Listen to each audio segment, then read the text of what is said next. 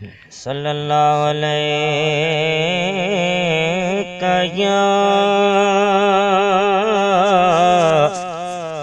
یا رسول اللہ وسلم علیک یا حبیب اللہ صلی اللہ علیہ یا رسول اللہ وسلم علیک یا حبیب اللہ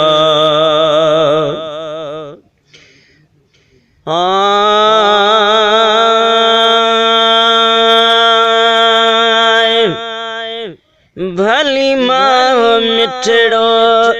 رمضان آیو بھلی ماہ مٹھڑو رمضان آیو خوش تھیا مومن اعلان آیو بھلی ماہ مٹھڑو رمضان آیو بھلی ماہ مٹھڑو رمضان آیو خوش تھیا مومن اعلان آیو بھلی ماہ مٹھڑو او رحمت ہی رحمت جب سکار تھی بیا گھر گچوں تھیوں روشن چمکار تھی بیا او رحمت ہی رحمت جب سکار تھی بیا گھر گچوں تھیوں روشن چمکار تھی بیا ہر کو چوے بیو ہی مہمان آیو ہر کو چوے بیو ہی مہمان آیو خوش تھیا مومن اعلان آیو بھلی ماہ مٹھڑو رمضان آیو بھلی ماہ مٹھڑو ادا رمضان آیو خوش تھیا مومن اعلان آیو بھلی ماہ مٹھڑو او جماعت سا مسجد او تارو تار آہے جے کو پے تو ان جو بیرو پار آہے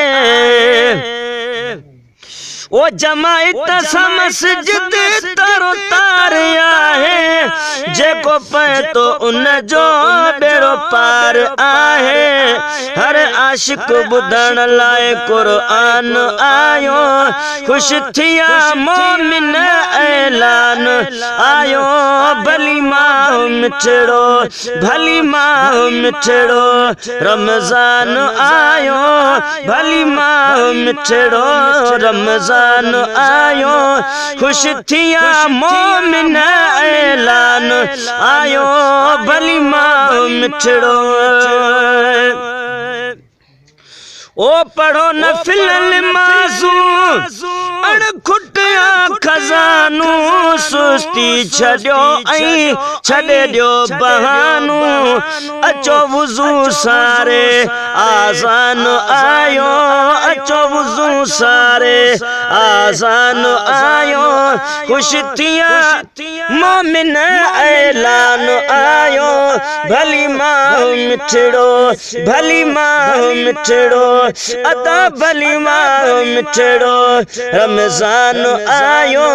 خوش تھیا مومن اعلان آیو بھلی ماہ مٹھڑو ہے آہے ککر رحمت جو او وسے پیو ونجے ہر کو پیو رنگ جی جے کو رسے پیو آئے ککر رحمت جو او سے پیو ونجے ہر کو پیو ہے ونجے ہر کو پیو رنگ جیجے کو رسے پیو باقی کڑ شیطان آیا ہے شرمایو خوش تھیا مومن اعلان آیو بھلی ماہ مٹھڑو رمضان آیو بھلی ماہ مٹھڑو رمضان آیو خوش تھیا مومن اعلان آیو بھلی ماہ مٹھڑو او غلام سرور اللہ کا احسان پڑھ درود دل سا راضی تھی دو رحمان غلام سرور اللہ کا احسان پڑھ درود دل سا راضی تھی دو رحمان مدینے وارے جو رب شان ودھایو مدینے وارے جو رب شان ودھایو خوش تھیا مومن اعلان آیو بھلی ماہ مٹھڑو رمضان آیو بھلی ماہ مٹھڑو رمضان آیو خوش تھیا مومن اعلان آیو بھلی ماہ مٹھڑو